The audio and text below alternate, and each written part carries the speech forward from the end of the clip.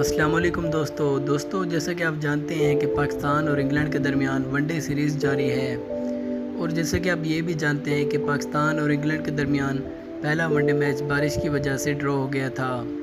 और इस मैच में पाकिस्तान की जानिब से काफ़ी तब्दीलियाँ देखने को मिली, जैसा कि मोहम्मद हफीज़ और शुएब मलिक टीम का हिस्सा नहीं थे और मोहम्मद आमिर को भी बड़ी मुश्किल से चांस दिया गया, लेकिन किस्मत ने उनका साथ नहीं दिया और अब दूसरे वनडे मैच में उनकी जगह भी खतरे में है। और दोस्तों आपको ये भी बताते चलें कि पाकिस्तान और इंग्लैंड के दरमियान दूसरा वनडे मैच 11 मई को खेला जाएगा और ये मैच पाकिस्तानी वक्त के मुताबिक 3 बजे शुरू होगा। दोस्तों आपको ये भी बताते चलें कि मोहम्मद हफीज़ और शुएब मलिक ने पाकिस्तानी टीम को ज्वाइन कर लिया है और ये कभी इम्कान है कि वो दूसरे वनडे मैच में पाकिस्तानी टीम का हिस्सा होंगे। लेकिन सवाल ये आता है कि वो दो कौन से खिलाड़ी होंगे जिनकी जगह पर इनको शामिल किया जाएगा। दोस्तों अगर हम पाकिस्तानी ओपनर्स के बारे में बात करें तो दोनों ओपनर फ़खर जमान और इमाम उल-हक की परफॉर्मेंस पिछले कई मुकाबलों में ख़राब है और फ़खर जमान तो काफ़ी अरसे से कोई बड़ी इनिंग्स नहीं खेल सके।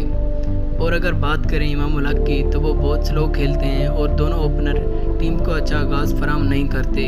और ये इम्कान ज़ाहिर किया जा रहा है कि फ़खर जमान को बिठाकर आबिद अली को मौका दिया जा सकता है, लेकिन इस बात की मुकम्मल तस्दीक तो नहीं है, लेकिन खबरें गर्दिश कर रही हैं। अगर बात करें इमाम उल-हक की तो उनको ड्रॉप नहीं किया जा सकता, वो परफॉर्मेंस दें या ना दें। और उसकी वजह यह है कि चीफ सेलेक्टर इमाम उल-हक नहीं चाहते कि इमाम उल-हक को किसी भी सूरत में बाहर किया जाए। तो दोस्तों जो अगली तब्दीली का इम्कान है वो है आसिफ अली की सूरत में। आसिफ अली को बिठाकर शुएब मलिक को खिलाने का कभी इम्कान है।